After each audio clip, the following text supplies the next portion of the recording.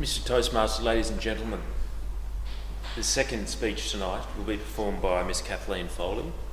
Miss Foley will be evaluating the storytelling book, a historical storytelling book. The objectives for tonight's speech are historical accuracy and clarity. The speech should be dramatic, and there should be a component on personal perspective. The speech will be of 5 to 7 minutes duration, and without further ado, we welcome Miss Foley to the microphone tonight. Thank you. Mr. Toastmaster, fellow Toastmasters, all changed utterly. A terrible beauty is born. William Butler Yeats. In 1916, on the 24th of April, during the First World War, 7 Irish rebels occupied the magnificent sandstone building, the General Post Office, or GPO, in the main street of Dublin, O'Connell Street. This was the Easter Rising of 1916. Ireland had been occupied by the British for many years, and to the detriment of the native Irish population. They were struggling politically in the British Parliament for home rule, and they were constantly frustrated. So there was an incredible hunger for self-determination and freedom. The rising was planned in secret by 7 men who were part of the Irish Republican Brotherhood. They and their supporters, and a group of strong women as well, occupied the GPO, and they proclaimed the Irish Republic. Over the following week, the British deployed over 16,000 troops, artillery and a naval gunboat into the capital. In that week's fighting, 450 people were killed, 2,000 people were injured, mostly civilians. Dublin's city centre was razed, on fire and destroyed. The population was saddened and furious. They did not support the rebels. They did not support the killing of innocents, and they didn't support the destruction of their fair city.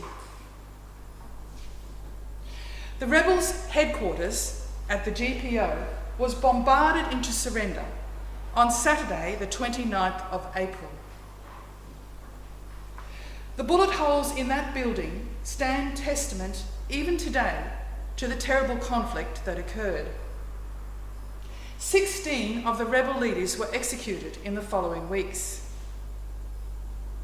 The executions and the martyrdom of one of the leaders, James Connolly, who was fatally wounded and dying and tied to a chair in front of a firing squad, changed public opinion. But they were vanquished. The flame of resistance was brutally snuffed out. This was a sad and insane debacle, and a lost cause. But, surprisingly, Sinn Féin, the political party, which means we ourselves in Gaelic, won by-elections the next year, in 1917. And in 1918, they won the general election and again proclaimed the Irish Republic. This started the Irish War of Independence. Now today, you would know Southern Ireland as the Republic of Ireland. But if you were to think about it now, there is no Republic of Wales, there is no Republic of Scotland, and there is no republic in Northern Ireland. all of these areas and countries are under the dominion of Britain. But Ireland is free, independent, a republic, and it was won through its fierce, unyielding spirit, the blood and political bargaining. It was a republic won with heart, but terrible consequences and terrible sacrifice, but it has never been taken for granted by its population. In 2016, I visited Dublin to visit my family, and I was there for a few weeks. That was the centenary of the 1916 uprising. There were many celebrations, plays, parades, and festivals. But still, even today, there are very mixed feelings about those rebels.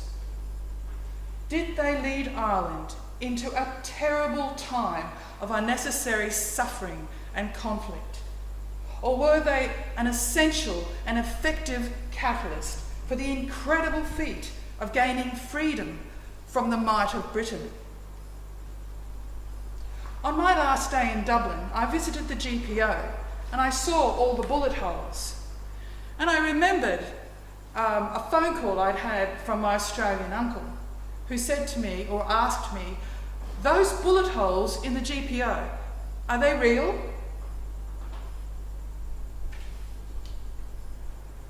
I've heard the stories of the men and the women who had fought and died because of them. But was it a lost cause? In 1922, Ireland finally became a republic after a number of years of fierce fighting. Michael Collins is a hero and an icon of Ireland. You may have heard of this film in which Liam Neeson plays Michael Collins. He was there at the GPO insurgency, and eventually he was assassinated by a political rival. He said, "That valiant effort and martyrdom that followed the 1916 rising finally awoke the sleeping spirit of Ireland." Was it a lost cause and a shameful, crazy debacle? At the time, it certainly seemed it was. However, I'm inclined to agree with Michael Collins and with William Butler Yeats. All is changed, utterly changed. A terrible beauty is born. And when I visit the Republic of Ireland now, I know that the sleeping spirit of Ireland did awake, and a terrible beauty was born on Easter Monday, 1960.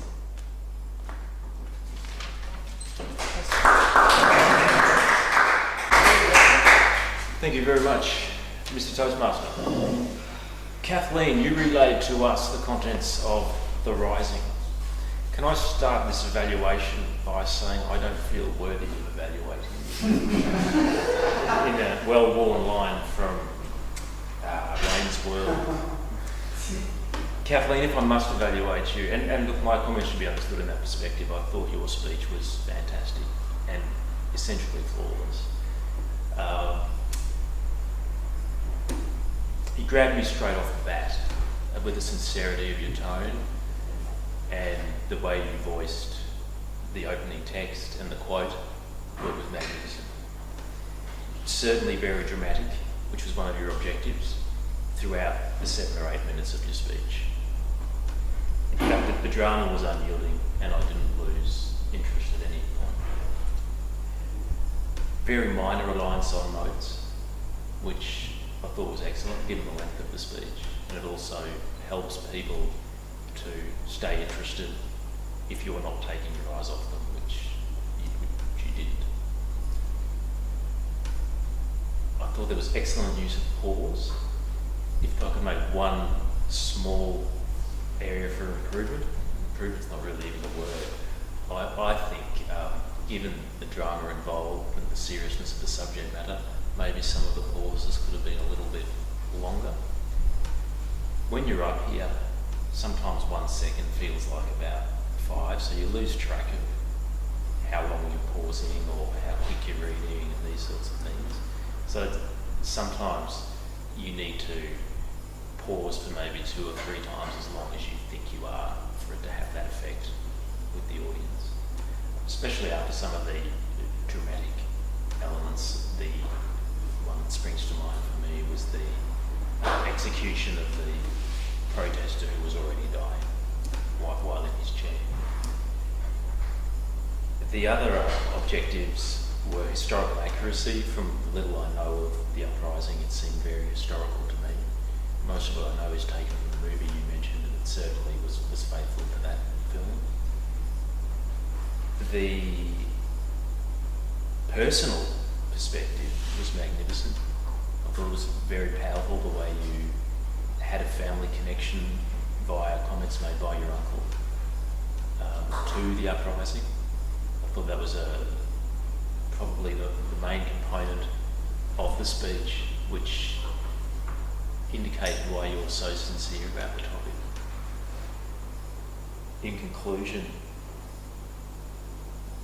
I think it was a powerful finish as well, and you didn't rely on your notes probably for the last 30 seconds, which I think really aided you maintaining that connection with the audience.